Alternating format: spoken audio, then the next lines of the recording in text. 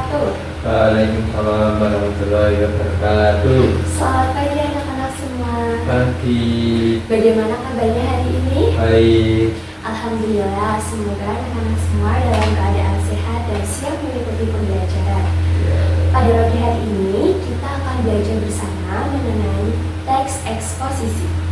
Namun, sebelum itu, Ibu akan menayangkan dua video yang berkaitan dengan kehidupan sehari-hari anak-anak semua. Silahkan diamati dan juga diperhatikan fenomena yang terjadi. Sebentar, Ibu siapkan dulu ya.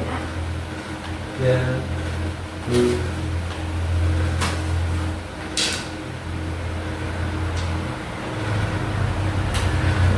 Oke, kita langsung mulai saja untuk video yang pertama.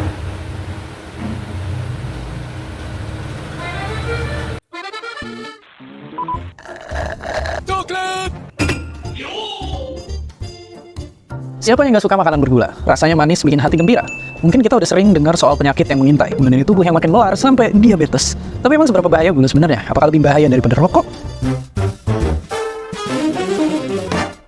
Makanan yang tinggi gula bisa ngasih energi instan, tapi namanya juga instan. Dia cepat datang, tapi juga cepat pergi. Kalau efeknya udah hilang, yang bakal kerasa justru bakal cemas dan gelisah. Kalau terus-terusan kebanyakan, dalam jangka panjang kita mungkin harus siapin uang buat berobat, karena semua penyakit ini mengintai. Belum lagi ternyata kebanyakan gula juga bisa berpotensi merusak mata, kemampuan berpikir, bahkan bisa jadi berhubungan sama depresi. Oke, kalau emang bahaya, kenapa kita susah lepas dari gula? Soalnya, si gula-gula emang bisa ngegoda hadirnya hormon-hormon bahagia. Semakin lama, otak makin cinta, susah bilang enggak, dan lama-lama nggak sadar kalau kita sebenarnya bisa aja hidup tanpa kebanyakan makan yang manis. Ya, itu kata kuncinya, kebanyakan. Tubuh kita emang butuh gula sebagai sumber energi, dan kita berevolusi buat suka yang manis-manis, karena dulu makanan itu langka. Makanya meskipun sama-sama bikin penyakit yang ngeri-ngeri, gula dan rokok nggak bisa disamain. Soalnya tubuh manusia sama sekali nggak butuh zat adiktif di rokok. Tapi selain itu, sebenarnya ada alasan lain kenapa kita susah lepas dari gula. Ya, makanan dan minuman yang bergula tinggi itu bisa ditemuin dengan gampang. Harganya juga murah, dan belum ada peraturan yang ngatur soal batas kandungan gula dalam berbagai makanan dan minuman yang dijual ini. Di sisi lain, diabetes makin banyak ditemuin di anak-anak Indonesia. Dalam belasan tahun terakhir, penderitanya udah meningkat 70 kali lipat. Gila banget. Oke, tapi sekarang terus pertanyaannya, harus kayak gimana? Ayo kita intip cara negara-negara lain. Banyak negara yang udah sadar akan pentingnya ngatur peredaran makanan bergula biar warganya tetap sehat. Misalnya di negara tetangga kita ini yang bikin ranking makanan manis, termasuk yang dijual di restoran. Kita jadi nggak perlu repot-repot baca kandungan di belakang kemasan siwar karena tulisannya nggak kelihatan. Mereka juga ngelarang iklan minuman yang kandungan gulanya tinggi banget. Ya, bikin jadi nggak ngiler lagi pas nonton TV. Ada juga negara-negara ini yang nerapin pajak buat makanan bergula, dan katanya Indonesia juga bakal segera nerapin. Ya, berbagai kebijakan, harapan itu emang ada. Negara ini berhasil nurunin angka penyakit akibat gula dengan cara ngasih label peringatan, pembatasan iklan, dan ngelarang penjualan makanan dan minuman manis kemasan di lingkungan sekolah. Sekarang kita bisa mulai perhatiin gula di dalam apapun yang kita makan. Dokter bilang kalau orang dewasa dianjurin konsumsi gula maksimal 4 sendok makan aja dalam sehari. Jangan sampai rasanya yang memabukkan bikin kita nggak bisa lagi nikmatin manisnya kehidupan. Dan seperti biasa, terima kasih. Oke, kita lanjut ke video yang kedua.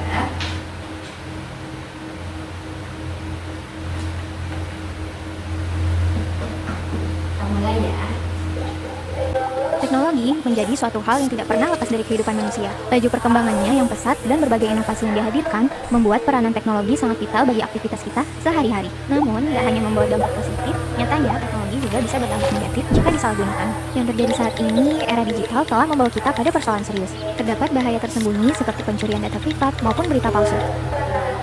Di balik segala kecanggihan dan manfaatnya, segelintir oknum kini memanfaatkan kecanggihan teknologi untuk keuntungan mereka sendiri. Beberapa waktu lalu, dunia maya sempat dihebohkan dengan maraknya tren penggunaan aplikasi filter wajah. Aplikasi filter wajah memungkinkan seseorang untuk memanipulasi foto yang mereka unggah. Rupa pada wajah dapat diubah-ubah menjadi tua ataupun muda dengan wujud yang realistis. Namun, tahukah kamu, salah satu aplikasi filter wajah ternama telah mengumpulkan data-data privasi penggunanya. Melalui kebijakannya, informasi pengguna bisa disimpan untuk keperluan apapun, termasuk kepentingan komersial.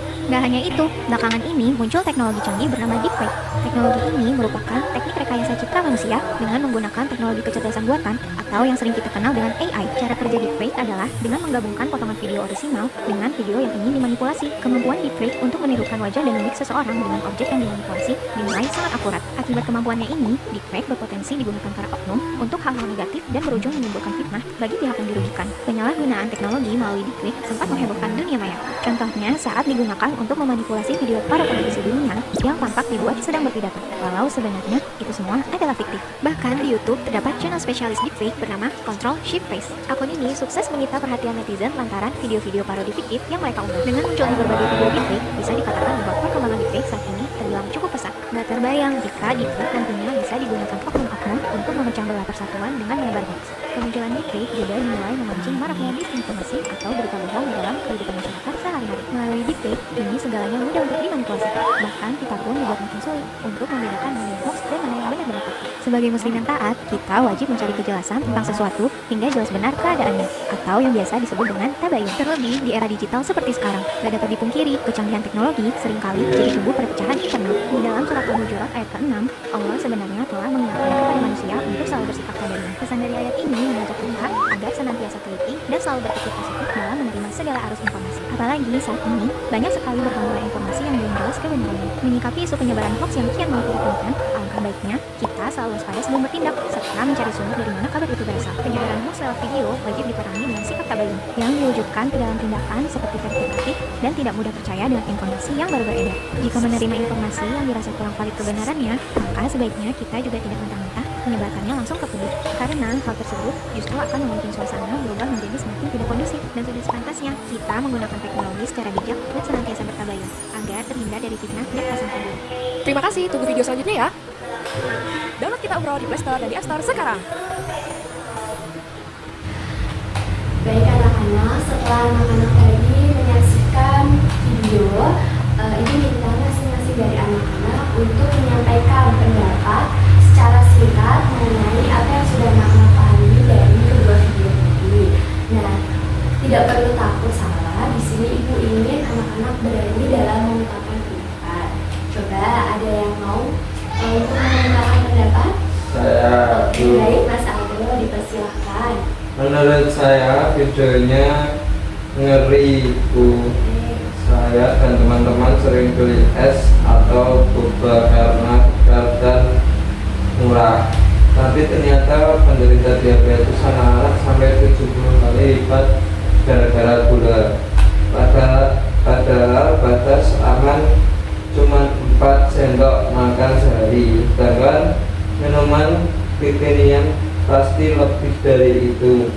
Jadi kita harus mulai mengurangi minuman manis demi kesehatan. Wah, betul sekali anak-anak. Boleh minta tepuk tangannya? Nah, dari pendapat Mas Aldo tadi, kita bisa mendiskusikan bahwa pada topik minuman manis terdapat kata kita harus mengurangi minuman manis demi kesehatan. Nah, kalimat tersebut termasuk ke dalam tesis atau pernyataan pendapat. Kemudian pada video tadi juga terdapat data, yaitu berupa kasus kenaikan diabetes dan juga batas aman konsumsi gula. Itu termasuk ke dalam argumentasi atau memperkuat pendapat. Oke, selanjutnya ada lagi yang ingin berpendapat. Oke, Mas Rizky, silakan. Kalau dari video kedua, kita jadi makin susah bedakan video asli dan bohong karena ada AI yang bisa meniru wajah orang mirip sekali kalau disalahgunakan. Ini bisa memicu fitnah dan perpecahan. Makanya kalau dapat video aneh di grup chat, jangan langsung percaya atau asal sebar. Kita harus cek dulu kebenarannya.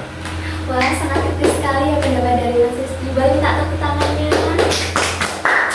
Nah, dari pendapat Mas Rizky tadi, terdapat pernyataan bahwa kita tidak boleh asal mempercayai berita atau menyebarkan informasi begitu saja. Nah, kalimat tersebut disebut dengan tesis atau pernyataan utama.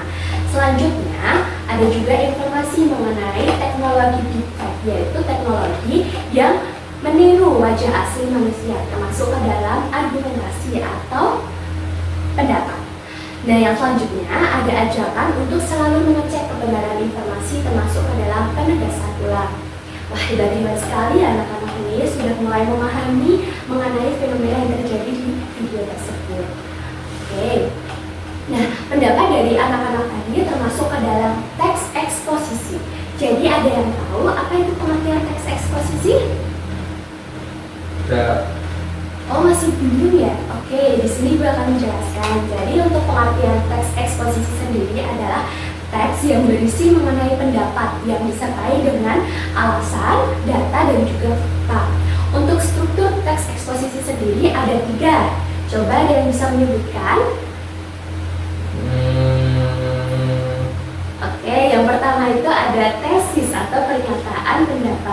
Lalu yang kedua ada argumentasi atau pendapat. Dan yang ketiga ada penegasan ulang.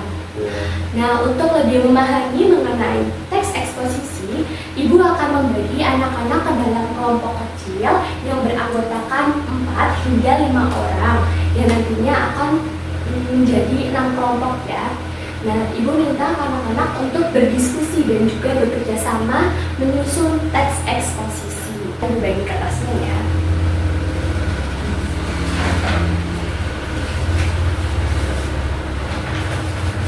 Oke, sudah terbagi semua kertasnya.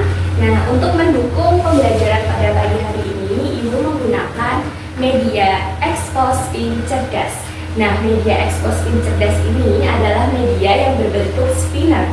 Nah, spinner ini nantinya akan dibagi menjadi 6 bagian yang berisikan banyak sedotan seperti ini. Nah, yang warna kuning itu disebut dengan topik atau isu. Lalu yang warna hijau berisi tesis, yang warna pink ini ada pengembangan dari argumen atau pendapat, dan yang warna biru tentang penegasan ulang dan juga kebahasaan. Nah, untuk penggunaan Expospin sendiri nanti maju ya untuk perwakilan masing-masing kelompok dari kelompok 1 sampai kelompok 6. Kemudian nanti akan memutar spinner, lalu akan mengambil isi sedotan, dan setelah itu bisa mengembangkan menjadi teks eksposisi yang utuh bersama teman-temannya. Apakah sudah dipahami anak-anak semua? Sudah. Oke, langsung saja ya, perwakilan kelompok 1 bisa langsung maju untuk memutar spinnya. Sudah diputar ya. Oke, warna biru bisa langsung diambil isinya.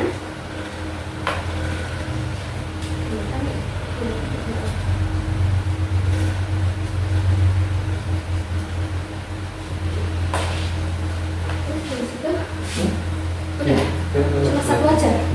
Oke. Nah, karena semua sudah mengambil dan memutar spinner, langsung bisa dikerjakan ya anak-anak untuk menyusun teks eksposisi. Ibu beri waktu 20 menit. Siap? Siap. Langsung dimulai saja, silahkan.